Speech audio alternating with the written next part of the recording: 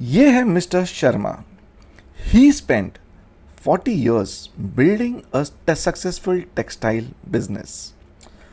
He inherited ancient land that has been in this family for 3 generations. And when his daughter got married, he threw a lavish wedding, gave her gold, jewelry, cash gifts, even dowry and blessings. In his mind, he has done his duty. His daughter was settled. Now, let us fast forward 5 years. Mr. Sharma receives a legal notice. His daughter is claiming his share of the ancestral property. Suddenly, everything has changed. Brother and sisters who once laughed together are now arguing through lawyers. Family dinner turns silence and awkward. Business decision gets stuck because no one agrees on property matters. And a court battle that could drag for 10, 15, 20 years has just begun. Here is the hardest part. None of this had to happen. This isn't a story of a greedy daughter or a careless father. This is about a family that didn't understand one simple thing. The law has changed, and assumptions about daughter inheritance no longer matches reality. Since 2005, daughters has been co-partners, which is equal owner by birth in ancestral properties. And in 2020, Supreme Court made it absolutely clear marriage does not change that. Whether your father was alive when the law changed or does not matter. What matters is if you don't plan, the court will plan for you. And I promise you, the court doesn't care about your family's emotions. It cares only about one thing, which is documents. Today, we are going to break down exactly what the law means, what kind of properties it applies to, and most important, how you can protect your family from the pain Mr. Sharma is going through right now. So, let's jump in. Let me show you what happens when family ignores the law. On one side, you have old customs, that is, son inherits by default. Daughters are settled through wedding and dowries. On the other side, you have modern law. Daughters are co-partners, which means they have equal rights. And ignoring these rights leads to long-term conflicts. The reality, court does not hear emotions. They just see documents. Intention does not matter. What you meant to do does not matter. What matters is what's written down. Yes, what's written down in a will, a gift deed, or a partition deed. And when there is nothing written, the law decides, and the family, yes, your family will suffer. Now, let me paint you a picture of what happens when family does not plan. First, emotionally, siblings stop talking. Trust breaks. A family that was once close bounded becomes strangers in the court. Second, legally, the court does not care about your family. Yes, court does not care about your family and its history. It looks at the law and the law says document wins. Third, and the most important, financially. Court cases are for gets on for 10 to 15 years. Legal fee piles up. The property you work so hard to build becomes a battlefield. And here is the hardest part. None of this had to happen. With clear documentation and open conversation and proper planning, all of this pain can be avoided. Now, let me give you various scenarios. First is when it is a HOF property. Let's start with HOF property. HOF means Hindu Undivided Family Property. This is an ancestral property inherited from ancestors and held jointly by the family. Here is what the law says: daughters are co partners by birth equally to sons since the 2005 amendment. I'll come to this later in the video. Marriage does not affect the right. Your daughter does not lose her claim just because she is married. She, she shares in family debt too. Yes, she shares in family debt too. Right comes with responsibilities. She is liable for family's debt also, just like her brothers. And here is the key: she does not need a will. Just listen this carefully. She does not need a will to inherit. It's already a co-owner by birth. But here is where families mess up. They assume that the will applies to all properties. It doesn't in this case for HOF properties. Now let's talk about a property that your father earned himself, which is self-acquired or individually owned property. This is where things changes. If your father inherits property but registers it individually, or if he bought property from his own savings or business profit, he has the total control over it. He can give it to anyone he wants, but here is a catch: your daughter only inherits if he specifically mentions a name in the will or gives a gift deed to her. Without a will, the lack of documentation creates ambiguity and confusion. And ambiguity and confusion leads to disputes. So, if you want your daughter to inherit self-acquired properties, yes, self-acquired properties, document it clearly. Don't leave it to change. Don't assume. Write it down. Yes, write it down. Now let me make it very clear. If your father bought a property from his personal savings or business profits, that's self-acquired property.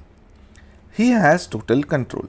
He can give it to your daughter or your son, a charity, anyone he chooses. Right? But your daughter inherits only if he specifically mentions her in the will or gift. Marriage does not have any effect on her eligibility to receive it, but it also does not automatically grant her a claim. This is why will matters. This is why documentation matters.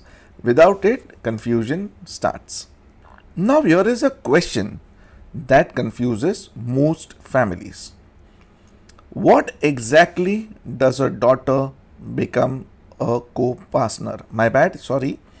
When exactly does a daughter becomes a co-partner? Yes, when exactly does a daughter become a co-partner? Let's look at the real case that went all the way to the Supreme Court. There is a father. He died in 1999 and he holds a HOF ancestral property. Daughter was born in 1990. No will was made. Brothers argued. Father wasn't alive in 2005, so she has no rights. Result is legal confusion across India. Lower courts disagreed. Families were stuck in litigation for years. Years of emotions and financial stress. Then in 2020, the Supreme Court settled it out. Here is what the Supreme Court said in 2020 in a landmark case, which is Vinita Sharma's case. Daughters are co partners by birth. It does not matter if father was alive in 2005 or not. What matters is whether the daughter was born first and whether the property is a HUF property, right? Hence, daughter is a co-partner by birth, father being alive in 2005 is not required. Third, marriage does not remove her equal right. Fourth, earlier restrictive rulings were overruled. This was a game changer. This happened in 2020. It ended years of legal confusion. It gave daughters clarity and families certainty. But it also meant this. If you haven't planned, you are setting up family for conflicts. Now let me summarize the 2020 Supreme Court judgment clearly. The date of birth, it can be 1990, 1999 or 2005, does not matter for determining rights anymore for daughters. What matters is daughter is a co-partner by birth, I repeat. Father being alive in 2005 not required. Marriage does not remove her equal right. Earlier restrictive rulings is overruled. This is the law. It's final. And this is what you need to plan around. Now, after this understanding, let's debunk some myths. Wedding gifts is not equal to waiver of property rights. Just because you gave your daughter jewelry, cash at a wedding or a dowry does not mean she gives up her legal right. Second, old beliefs don't cancel law. We are already done it this way is not a legal defense. Clear estate planning is essential. Will, partition deed, gift deed, these are what prevents disputes. Documentation prevents disputes. A single piece of paper can save your family years of heartache. So then, what do? Let me give you a step-by-step action plan. Step 1. Talk early. Sit down with your family. Have a conversation while everyone is still healthy and happy. Start the conversation openly. Discuss plans with honesty. Include both son and daughters. Prevent misunderstandings before they start. This isn't just distrust, it's about clarity. It's about making sure everything and everyone knows what it's expected so there are no surprises later. Step 2. Not all properties is the same and the law treats them differently. Just ask yourself, is this self-acquired property bought from personal savings or business profits? Then distribute it via will. If this is a HUF property, HUF ancestral property inherited by ancestors jointly held, then daughter has equal rights. She has a equal birth rights on this property. Is this non-HUF property inherited or self-owned? but registered individually, then a will or a gift is possible.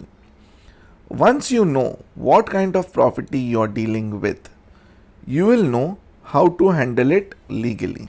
Now, the last and the least. Here is what happens if you do nothing. Your legacy, your wealth, your relationships, your family peace gets decided by someone or a stranger in black robes. Wealth survives, relationships survives, peace survives, but only if you plan early. If you don't, the court steps in, and the court does not care about your family dynamics, it only cares about law. So, plan early, keep your family united. So, friends, if this video helped you understand your family rights, do me a favor, hit the like button, subscribe to my channel Finance for Arch, Estate for Kal, so you don't miss future videos on estate planning, financial planning and legal charity. Drop a comment. Let me know, have you had this conversation with your family yet? I'll see you in the next one. Take care of your family and take care of your legacy.